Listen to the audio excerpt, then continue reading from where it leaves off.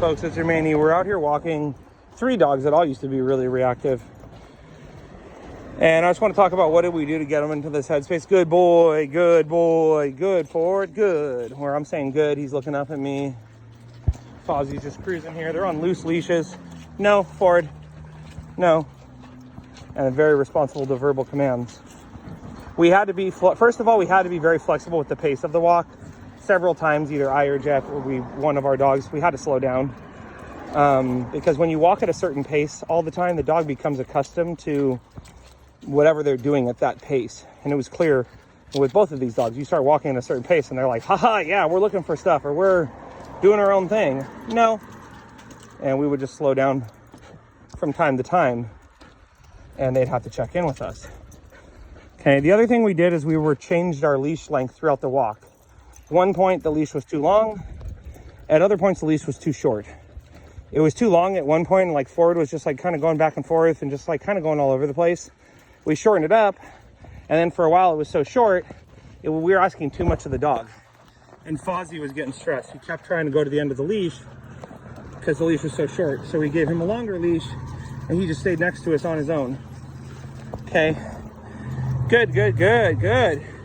Another thing we focus on doing is telling them that they're doing good when they are doing good. Good boy, Ford. Ford. Hey, Ford. And also checking in. Hey, if I say their name, are they going to look at me? Because if I say their name and they're going to look at me, the odds are they're not going to be as reactive because they're paying attention to me. Ford, no. No. And then also, good. Good.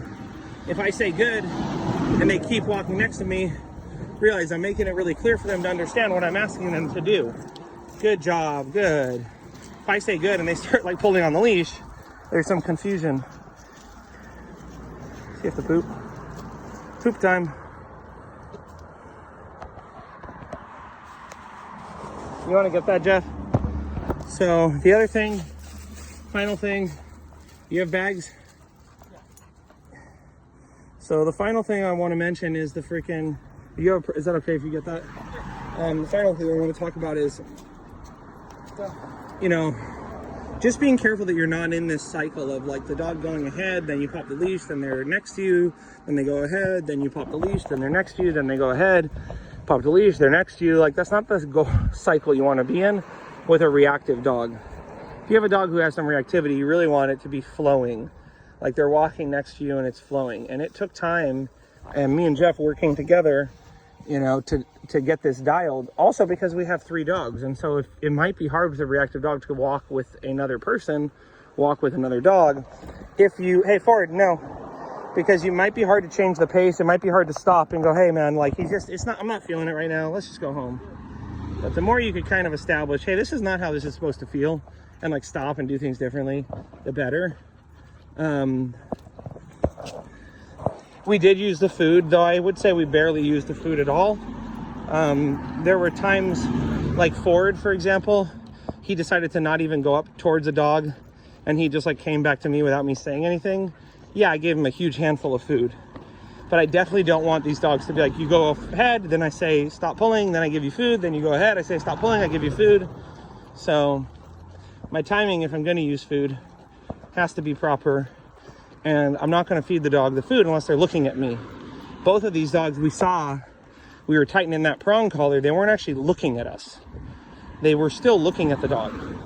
So that's the final message is, if you are going to be, I don't know where I lost you, my battery's low, but the final message is, if you are going to be popping the prong collar around dogs, make sure that your dog is actually looking up at you or looking away from the dog and deciding to do something else. But if you're popping that prong collar, your dog's still looking at the dog, staring at the dog, or looks at you for a split second and then goes back to staring at the dog, realize you're going to have to do some more work. Ford, no, so that you get this engagement.